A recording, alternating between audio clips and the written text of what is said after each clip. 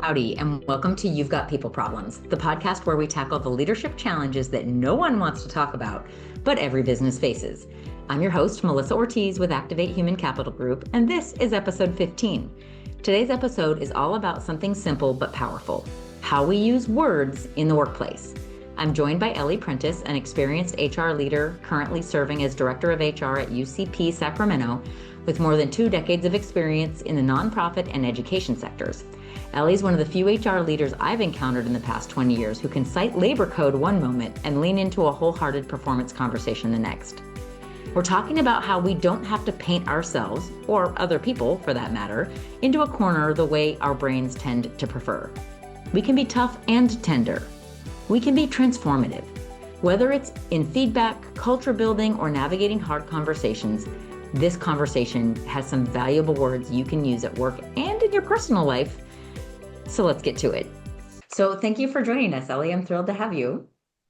Thank you. I'm super excited to be here. So for those of you who don't know me, my name is Melissa Ortiz. I've been working in the talent optimization space for the last 18 years because what I've seen is that when people are in the right seats and when they're engaged and when they understand clearly what it takes to win at work, we get a lot better engagement. We get a lot better effectiveness in our organizations, whether that's mission and purpose for nonprofits, whether for profits, we're trying to be more effective, we're trying to grow. And it's just a topic that means a lot to me. And there's just so many facets of it. So that's really the essence of You've Got People Problems. How do we dig into some of those common issues and tackle them? So Ellie, maybe start by telling us about UCP Sacramento, or UCP more generally. What is the organization's purpose? And Yeah. So UCP is a national organization. It started in Sacramento in 1955. So this year we're celebrating our 70th anniversary. And it started as a group of parents back in the 50s with children who had cerebral palsy, and they wanted a space for their kids to go. So we started as day programs and also as a respite for families who needed a little bit of a break and some socialization for their children.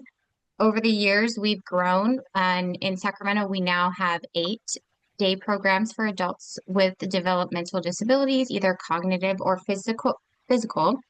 And our mission is to promote independence and inclusion, not only for people with cerebral palsy, but now with intellectual and physical delays. So we do a lot of wonderful work in the community.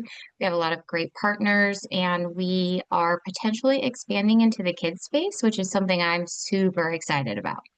that's amazing. It's so cool to see these organizations grow from a very niche purpose to expand that same offering to very, very similar cases, but not so exclusively in one area. So that's really fun for me to learn about, and I did not know that. So as we were prepping for this discussion and we were trying to figure out, okay, you've got people problems. What are some of the common problems you've experienced? And there were some things you said in your prep you were thinking that might be relevant for us to talk about. Tell me a little bit, when you hear the phrase tough, tender, and transformative, what comes to mind for you that might be relevant and transferable for people listening today? Yeah. So I think, especially after COVID, everything has changed in the workplace from how we work to where we work.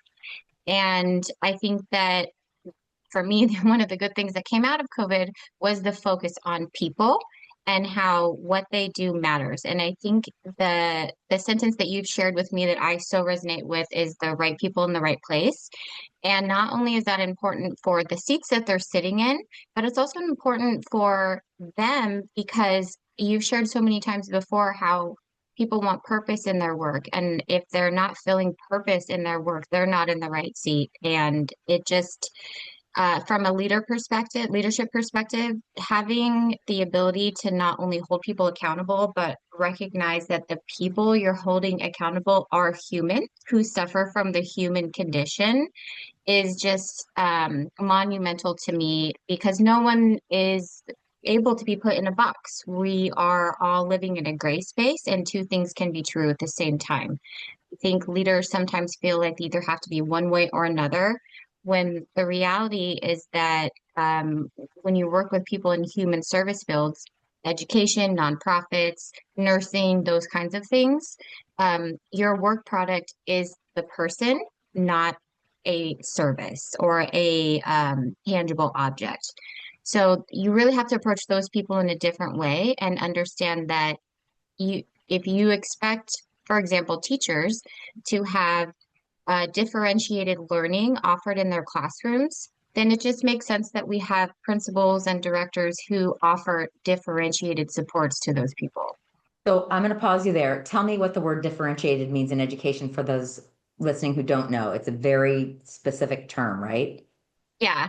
So most classrooms in California are what we call full inclusion or mainstreamed, where we have children of all different types of abilities at different levels. And general education teachers are trained and expected to be able to provide differentiated supports for different levels of ability in their classroom. And even just for children who are neurotypical, they are at different levels in reading, in academics, and math, right? And so teachers are expected to provide what's called individualized supports or differentiated supports. And when I work with leaders, I translate that into their work by saying, you also have teachers who are at different levels of ability. And so it just makes sense if that's what we expect of them, then we should provide that to support them so they can support our students. So it's interesting that you say that. One of our core values at Activate is meet them where they are. And I think Mhm. that's really the core of differentiated anything, differentiated instruction, differentiated service, differentiated interactions. How do we individualize to meet people where they are so they can get the most benefit from our time and energy that we're investing person to person? And I think that applies everywhere. I mean, it applies in our personal interactions in life, right? The way you interact with your Exactly. mother-in-law might need to be different than the way that you interact with her son. We That's differentiate. so true. Yes, I think it's so true. And I think that sometimes, especially these days, leaders tend to get bogged down in a lot of paperwork, particularly in the public space, particularly in the nonprofit space. There's just so much documentation you have to provide to continue having funding or to continue proving that what you're doing works. And when you're living in that paperwork space, it can be really hard to get your mind out of that focus and into a people space. And so, one of the things that I like to talk about with not just teachers, but with leaders is that, two things can be true at the same time. You can have to live in a space of documentation and compliance. And then you can also be a people person who understands that the the method for which you're gathering that documentation is coming from a person. And so you have to look at that person holistically and realize, how can I help them succeed in that role? One of the things that I also love to talk about is a lot of times when leaders are thinking about how to support people, they recall instances where they succeeded in that situation rather than looking at, how can I help this person succeed in that situation for their outcome? And so really a lot of what I do in HR is very people focused. I like to say I put the human in human resources. It's my life's mission that people are happy when I walk in the room, not clenching when I walk in the room. And so I always bring all of my best practices back to that we are dealing with people. How do we support them in meaningful ways? So one of the things that comes to mind for me as you were talking about, there's all the tasks and then there's the actual care that we're providing. And that will look a very different bunch of different ways. Everybody has internal and external customers that we're responsible for taking care of. And team members often need just a little bit of love, honestly, just to get through the day. But one of the things I was thinking about is I do a lot of behavioral assessment work. And there are basically two types of people. If in the world, some people are oriented towards tasks. They want to check the box. And so like the paperwork is like, yes, I know I can complete the 17 paperwork pieces on my desk.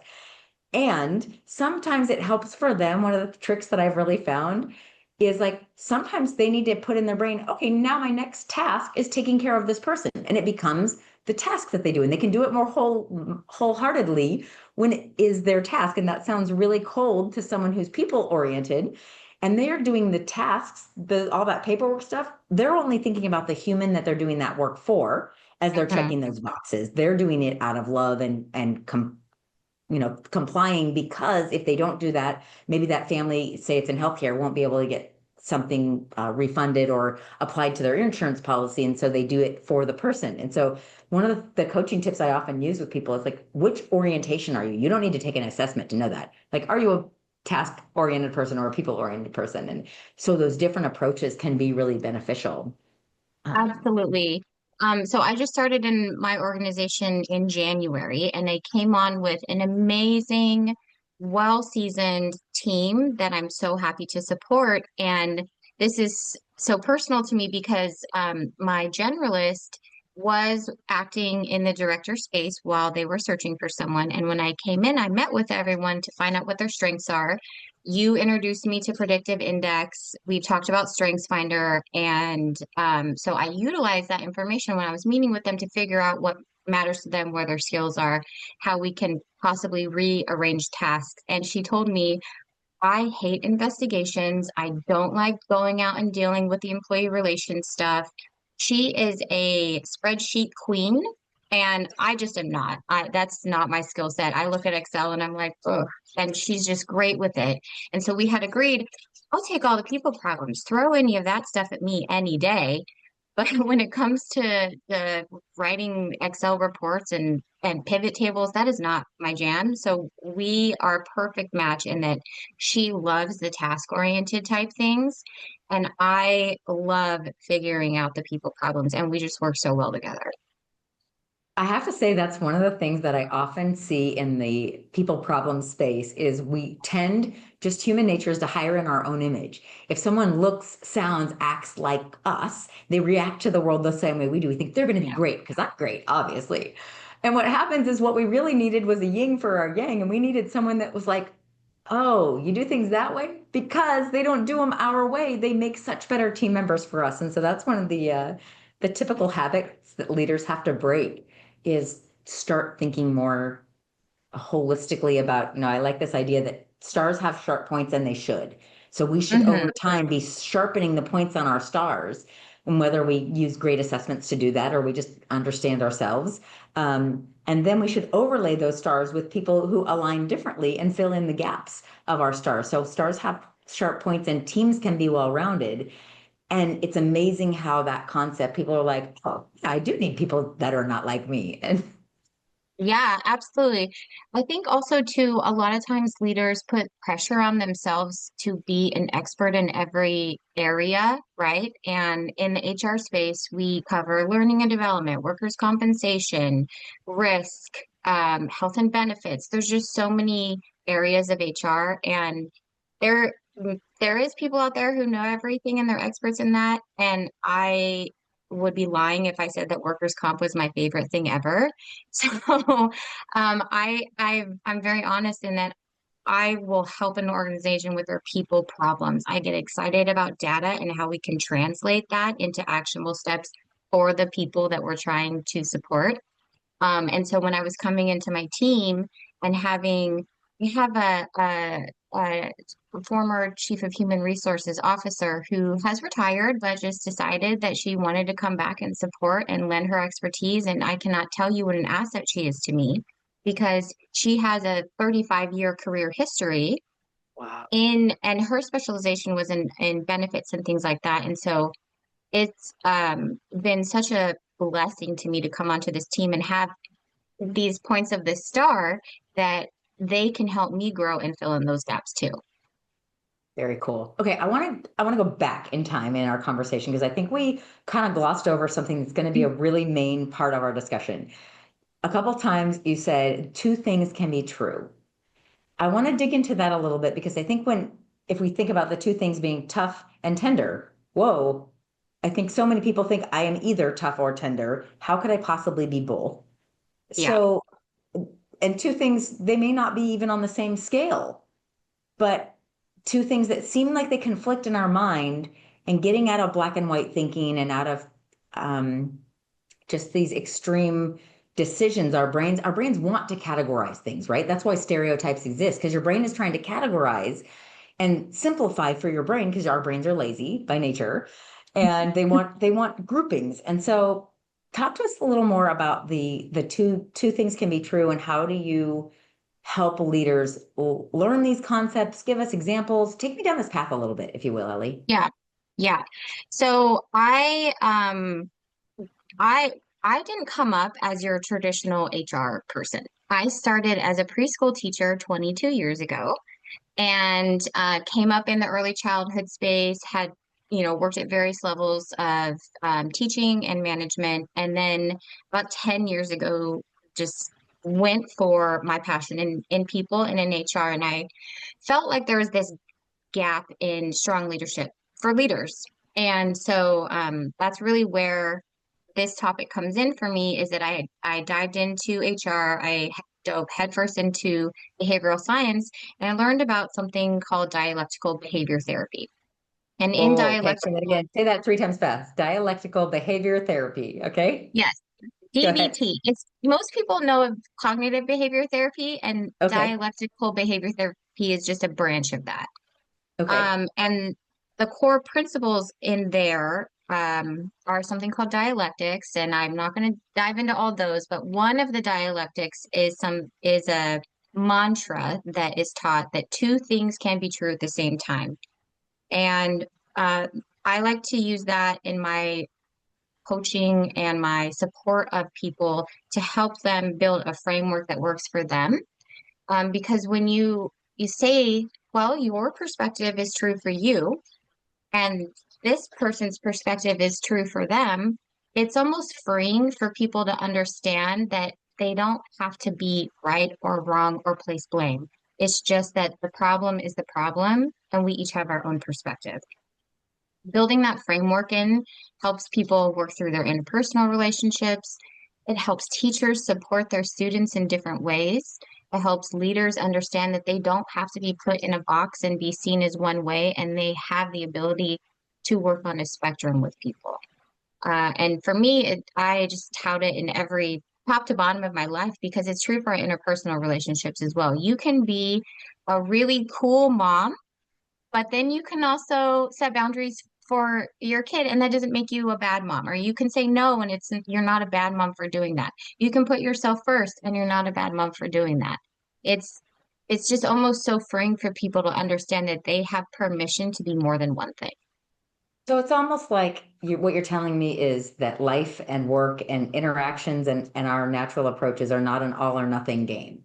It's Right. be I can be strong and soft. I Hmm. think that Yeah. I've probably been told a lot in my life is I come off as pretty harsh, and yet I have this really soft underbelly. So outwardly, I'm really tough. And Hmm. inwardly, I'm a super soft teddy bear, and I get my feelings hurt. And then I'm always trying to repair relationships if I suspect that I've done something wrong because I was too harsh. And those were kind of hard for me to reconcile, I think. Yeah. Yeah, I can absolutely relate to that. Having this, natural tendency of being a preschool teacher and being super excited and personable, I get feedback often that I'm not your typical HR person. I don't interface with people in this very stringent way, and I love to make people feel comfortable. One, because I know that building that bridge of a relationship and laying that foundation will monumentally increased my success in an organization. And so I've had very specific feedback where people go, "You're kind of an anomaly to me. And I just nerd out on labor law. So I'll sit there and spew labor code. And then the next second, I'm talking with someone about, let's go get manicures or something like that. So I love that. I love shattering the ceiling, breaking the box when it comes to what people think HR is or what people think leadership is. And for me, it's rooted in this two things can be true at the same time. So I almost want to summarize this as we're giving people a permission slip to be more than one thing, or to sit at multiple places on the same spectrum. And that's okay. You don't have to be an archetypical thing, approach, personality. Yeah, I think it takes the weight off of us to have to define ourselves and show up in a way that we think other people expect us to. Where when we all know if we show up in a way that is most authentic and passionate to ourselves, which is often in more than one capacity, then we're going to be able to be in the right seat and deliver the right results. Which then makes us much more approachable as leaders because we look like a whole person who's just as flawed as everyone that we're supporting, Yes, and just as inconsistent, uh just as human, right? just as And human, we suffer from the human condition. I had someone that is in our organization told me the other day, Ellie, you just apologize too much. And I had thought about that and I almost said sorry for apologizing. But then But then I was like, you know what? I'm okay with apologizing because I am the first person to say, I am not perfect. I am really good at my job, but just like every other person, I will make mistakes and I might say the wrong thing or I might produce the wrong report in the wrong format or whatever that is. I'm not going to weigh myself down on that. I'm just going to acknowledge it, apologize, and move on. And I have no problem with that. Some people do, and that could be their truth. But again, my truth is that it's okay to recognize those things and just say you're sorry because I genuinely am sorry most of the time that I either showed up in a way that someone wasn't expecting or I misspoke or whatever that is. I do hold myself to a high integrity and a high standard, but not so much that I stress myself out and try to be a perfect person. yeah, that's the most exhausting idea in the world, is trying to be a perfect person, isn't it? Yes. Uh, one of my mantras, or maybe just my natural coping mechanisms I've developed in my how to be a better leader approaches, I don't have a lot of empathy. I can't look at someone and know how they're feeling. It's just not in Mhm. my strength set. So what I do is tell people, I don't know how you're feeling, but I care a lot. So if you would tell me on a given day when you need extra support, when you need me to give you a little slack, that would be really helpful because I'm not intuitively going to know, but I care a lot. So please share. And it's been this, like, my team members will laugh at me. Okay. But it's like, hey, it might be helpful for you to know that my dog died last night and I'm really struggling today. Or Yeah. whatever they need me to know, I actually need them to tell me because I'm not just going to see that they're sad or less enthusiastic today because I'm so task oriented. So I'm looking at the Yeah. task and I'm worried about the task and the deliverables. And so that's really helped me as a two things that can be true. I care a lot, but I don't have a natural antenna for empathy. Yeah. See, and I'm completely the opposite. When we did my predictive index together, my empathy was off the charts. And I love that about myself. I used to think I had to hide that ability, especially in HR. But now I am just so thankful that I found an organization that allows me to emulate just how empathetic I am for the people. Because really in our industry, we're dealing with adults who are on the spectrum or have some physical disability. And the kind of person who wants to work with those people every single day is not the same kind of person who works in sales, right? And so we have to understand how to support those kind of people in a way that matters to them so they can continue to show up for our clients. So it comes back to differentiated interactions. Yes. And I think empathy, just that natural empathy that you have, and I envy, talk about a superpower to being able to differentiate quickly. If you intuitively know what's happening, you can meet them where they are more easily and offer that natural approach that is more quickly received. I have this friend who says this, some version of a quote that he modified, but basically he says, the biggest fallacy about communication is that it has occurred. Yes. Oh my gosh. There's as a millennial, I talk in memes sometimes. And so there is one that I like to use in my training that just because you said it, it doesn't mean the other person understood it. And so then I pop up on the screen a series of memes where it's a woman texting her husband to put some pasta on the stove, and the picture is of dried pasta just sitting on the stove, right? And but we all know that means cook, right? And then there's another one of a mother asking her toddler to feed the cat, and then the toddler puts an orange in the cat's food bowl. And so speaking and comprehension are not the same thing. And that even works in the absence of language because sometimes without a response to people, they think you agree with them. And that is one of the most interesting things to me once I learned that concept that, wow, in the absence of a response, someone might think I've silently agreed. Isn't that interesting? So I just get so excited about, the behavior mechanics behind our communication, whether it's um, nonverbal or direct. But to your question, like, how do I do that in my practice? I think a lot of it does, I think a lot of it's inherent, right? But I think a lot of it stems from my training in early childhood education and development, because that's where I started. And so I learned a lot about how our brains are developed and communication and the importance of caregiver bond within the first year. And surprisingly, and I think some people they get upset when I say this, but the way that you manage adults is very similar to how you manage a classroom. It is uncanny how similar those concepts are, just with bigger people. So I have this mantra that raising kids and managing people is exactly the same skill set. And I Yes. swear to you, I'm going to write a book on this someday because it is the same skill set. They might be different sizes of human that you're Hmm. managing, but they need the same things from you. Yes.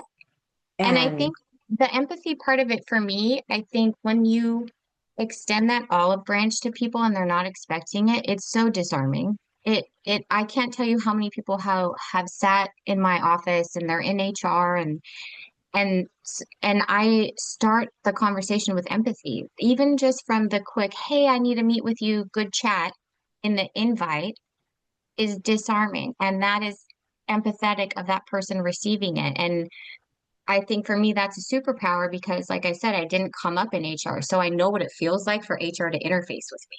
And I don't want people to ever be like, oh my gosh, what does Ellie want to talk to me about? And so even when they come in my office or I come talk to them, hey, and I immediately address the elephant is that either you're not in trouble or I do have to have a serious conversation with you, but it's okay. Let's go work through this. yes, yeah, I think the lead in with, can we have a hard conversation? Or like, don't bury the lead, because anytime anyone says, hey, can we talk? So many of our natural responses to be like, oh my God, what did I do wrong? Yeah. Oh my Oh, I'm God. gonna get fired. And Yes. that looks like, and yeah, even I who knows the steps that would take to have to terminate someone, like even when my CEO talks to me, I still get that little voice like, oh my gosh, what did I do? Knowing full well I probably didn't do anything and he probably just wants to talk to me about business. But having that in the back of my mind is something that I will always lead with when I'm interacting with people. When I was a site director, when I was a site administration, I would always carry with me what it felt like to be a teacher in a classroom and have that be my four walls all day long. I think sometimes when we move up, we forget what that feels like to be in that physical space of having 24 children that you're responsible for every single day, and parents, and deadlines, and this and that, and then you have more paperwork that's due. And when you don't have someone who can understand the multitude of responsibilities that you have, well, it's essentially raising other people's children, I think that's where we start to get burnout. And that coupled with our salaries these days, I think is what's our leading cause of teacher shortages. Oof, that's a really big topic. I think we need to do a whole separate I know. podcast on that one, because it's a critical element of our ability to sustain our society, right? Is having a Yeah, good education in the classroom. I want to take us back again. I keep rewinding our conversation because I feel like right. we're stepping over some important discussions. So you said to me as we were prepping for this, the difference in, because we're talking about words matter today. Yeah. And there was a statement you said about the difference between using but, where we just canceled out everything we just said, Hmm. versus and. Dig Yeah. into that a little bit with me, because I think that would be really interesting, especially as we go back to the like two things can be true at the same time, Yeah. the way we deliver our discussion. So take me down that Yeah. trail. So when this comes into context in a multitude of ways, but for clarity's sake, I'll use it in conflict resolution. Okay. where I think we've all experienced someone in our life, whether professional or personal, that says, I'm sorry, but, and then it just feels like everything they said before was totally canceled out because of the but. And in dialectics, when you have the mindset that two things can be true, the phrasing of I'm sorry and moving forward, I won't do that again, or whatever it is, feels like there is space being held to acknowledge the impact of those actions. And it also then helps the person who's offering the apology to know that they're sorry and it's okay and I won't do it again, or whatever that sorry and or that this sentence is true and this sentence is true. It's just a disarming way to help people move past a conflict. When we're talking about business or funding, we could say something along the lines of, we have to meet this deadline, and we also have these red tape things that are holding us back. So it gives us in my mind, a more complete picture of the problem or the thing that we have to move past, or even just creating a space for people to reconcile within themselves. I don't like that this is happening, and there's also nothing I can do about it, so I'm just going to release it. We talk a lot in the employee engagement space that I've worked in for what feels like forever about being hard on accountability and soft on people. Yeah. Those are one of those two things you can hold in your mind that are both true. We can say, this is the deadline, period, end of Mhm. story, or we don't have a shot at this grant or this client or Yep. whatever the requirement is. How can I help you? I acknowledge that this is hard, but you can do hard things. Maybe Yeah. and you can do hard things, not but. And you can do hard things. Yes. I think when we talk about being, tough and tender, really that's kind of leadership style that everybody has to develop for themselves. You shared that Find you're your own path. not, yeah, you're not, you have to have your staff tell you when they're having a rough day or whatever. Um, for me, I when I talk about being tough and tender, I really think of it as like, okay, I'm going to allow my team to have as much autonomy as they can, especially with the seasoned leaders that I have on my team. I'm going to let them have as much autonomy as they can. And if I start to not see results, then I've got to wrangle that back in somehow and have the conversation of, hey, I want to give you this freedom, or I want to give you this opportunity. And I also need you to keep me in the loop so I can speak to whatever you're doing. Right. And that is creating a space where people feel, okay, yep, I'm going to have my autonomy. And she's not telling me how I have to report to her, but I need to figure out a way to report to her.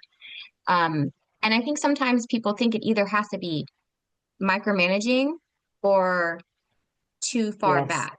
One And or the other, sometimes, back to the extremes. yeah, I think sometimes there's a pendulum and they either swing one way too far or another way too far. And for me, I just really like to live in that middle space where both sides can be true. Sometimes you have to lean more towards empathy. Sometimes you might need to lean a little bit more tough because you've given an employee chance after chance after chance and they're just not showing up and doing their part. But again, both of those sides are things that I like to lead with and emulate in my practice. Well, we are running short on time. So I would love, as we think about the discussion we've had today, are there any tips or tricks you think have really resonated when you do your leadership development? Um, what what resonates that helps people make these concepts stick, I guess? Yeah. So I think one of the things that I tell them most, especially in my like leadership meetings or working through conflict with people, is when I'm listening to them, if I'm doing investigations, this is a tip that any manager can use, but specifically it's in HR. I always repeat back to people what they've said to me. And sometimes when I do that and I ask them to clarify, it will get them to understand that that's not the only perspective. And so when someone clarifies to me their point, I then tell them, okay, this is your lens. Now, can you look at it from this person's lens and see how their truth is also has enough weight, but is not the same as yours. And usually that goes pretty far for people where they can then go, you're right. I have had people in my career who just are not able to have empathy and see the other side at all. And so that's a little difficult. But most people I find when we're dealing with conflict, which is what I see the most, is that they can understand more than one person has a perspective and more than one perspective can be true. So what I'm So for hearing me, is you repeat back what you've heard in the initial, I guess I'll call it an investigation if we're thinking about yeah, conflict, and then ask it, check for, verify that that's correct, and then ask them to reflect on how someone else's perspective might change based on where they're coming from, their experience, their context. Is yeah, that right? yeah. I mean, also kind of part of this, if I'm going to dig into the conversation with how I support people that way, I kind of use the tools that I used as a teacher where I go, did you tell them how you felt? How would they know if you didn't say anything? Did you use your words essentially to talk to someone? And if they're like, well, no, I didn't feel comfortable, then I will respond to them. How are they able to help you if they don't know that this is a problem? And so that's where I get to the root of you can have this problem, but do you see how they weren't able to fix it because they didn't even know? And then I put it back on them. If someone had a problem with you and you didn't know about it, how Do you would want you to be know? able to fix it? Yeah. Yes. And so it's just such a nice disarming way to help people kind of diffuse inner dialogue and help them understand that, oh, I'm having a higher expectation of someone than I would have of myself in this situation. And I find that it's applicable to so many different problems. So my takeaway would be for people to figure out a way that they could tell other people two things are true at the same time, and they're usually conflicting viewpoints. And those conflicting viewpoints, from what I've heard in our conversation, they might be about ourselves, Hmm. they might be about others, or they might be about just a situation at hand. Is that Right. Yeah, true? that and they also don't have to be right. That's the thing, is that so many people want to place blame or not be wrong or be the right person in a situation. And it's helpful for people to realize that, we both can be right or we both were wrong or whatever that outcome is, but um it's not one for sake of the other. Yeah. Okay, so I'll share another tip that I've picked up in this discussion. I love the education term, this differentiated Support. interactions. Yeah. And I think I'll use my words because I like really, really plain language, meet them where they are. I think is a really Hmm. valuable and important leadership skill for us to teach our kids, to teach our customers and our employees and our peers, our leaders about how to code into each and every interaction, just kind of open-hearted, open-minded, and try to find that connection point where you can be heard, where the Yeah. communication can occur, and we can actually get something done rather than just bull in a china shop. I communicated my expectations and they didn't meet the mark. Like, did they really understand? Because that in the Did they employee engagement work I understand? do, they didn't understand. And Yeah. so how can they win if you haven't communicated clearly? You can't judge them if you didn't get the word across. And some people, in my experience, they just can't understand each other. And maybe they weren't meant to work together. But there's a whole lot that we Maybe. could do before we get there. Yeah. I think also too, sometimes people think that just because they, like we were talking about, just because they said it, that means that other person understands.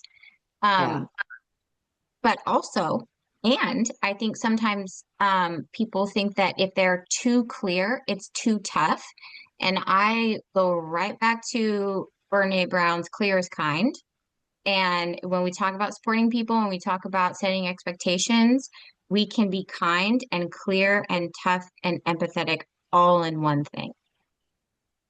I like one of my mantras is the same but flipped. So to be unclear is to be unkind. And I think we all want to be kind, but we all really don't want to be unkind. And Yeah. that to me is a motivator of, hey, to be unclear is to be unkind. To be clear is kind.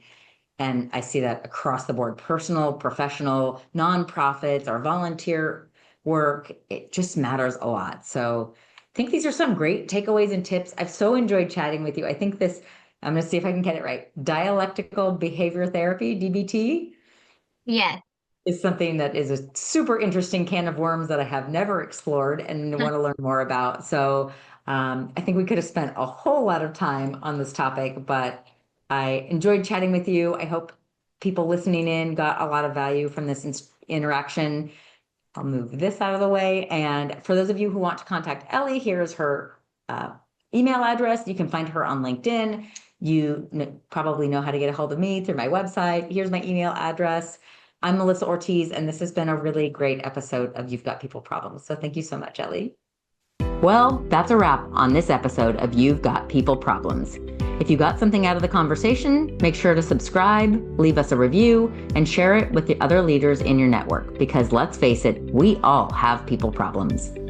You can watch full episodes on YouTube or listen on your favorite podcast app. But either way, thanks for listening, and we'll see you next time.